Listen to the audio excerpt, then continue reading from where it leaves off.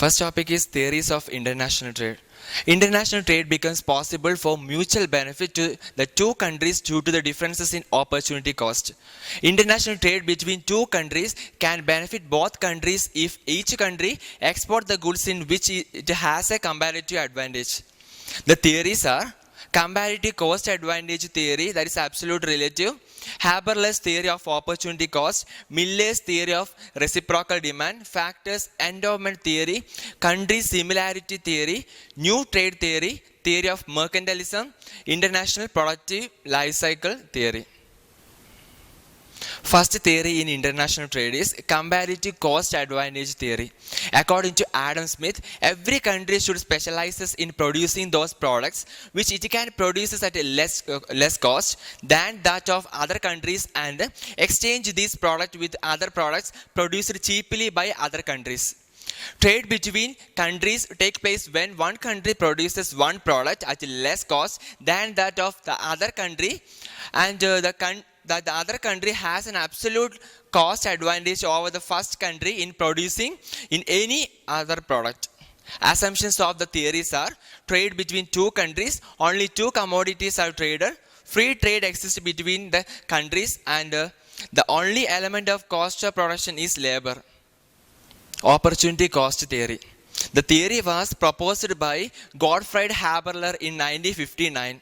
The opportunity cost is a value of alternatives which have to be foregone in order to obtain a particular thing. For example, rupees 1000 is invested in the equity of Rama News Limited and earned a dividend of 6% in 1999. The opportunity cost of this investment is 10% interest. Had this amount been deposited in a commercial bank for 1 year term. Mill's theory of reciprocal demand.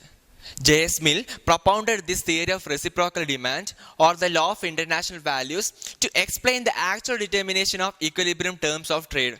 According to him, the equilibrium terms of trade are determined by the equation reciprocal demand. Reciprocal demand means the relative strength and elasticity of demand of the two trading countries for each other product in terms of their own product. Next international theory is factors endowment theory. Eli Hexter and Bertil Hoylin, Swedish economists, developed the theory of relative factor endowments to answer the question, that is, how do the countries acquire comparative advantage? Factors endowments are land, capital, natural resources, labor, climate, etc. Their observations are factor endowments vary among countries. Relative factor cost would lead country to produce the product at a low cost. Countries have comparative advantage based on factors endowed and in terms the price of the factors, etc. Country similarity theory.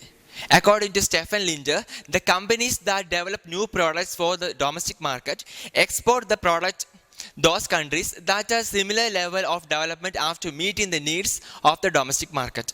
Most part of the global trade takes place among developed countries as opposed to less developed countries, as the former countries have acquired advantage and the later countries have natural advantage, particularly in agricultural products. New trade theory. NTT is next international theory is new trade theory. It is also known as NTT. It is a economic theory that was developed in the 1970s as a way to predict international trade patterns. NTT came about to help us understand why countries are trade partners when they are trading similar goods and services. This is especially true in key economic sectors like electronics, food, and automotive. Theory of mercantilism. It is the first theory of international business which emerged in England in the mid-16th century. The main propositions of the theory is that gold and silver are the backbone of the economy and are essential for every business. The main source of mercantilism was colonized the resources. Last theory of international trade is product life cycle theory. Raymond Vernon of the Harvard Business School developed the product life cycle theory.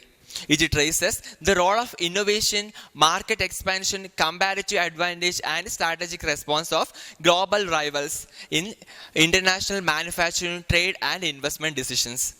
International product lifecycle theory consists of 4 stages: new product introduction, growth, maturing the product, and decline.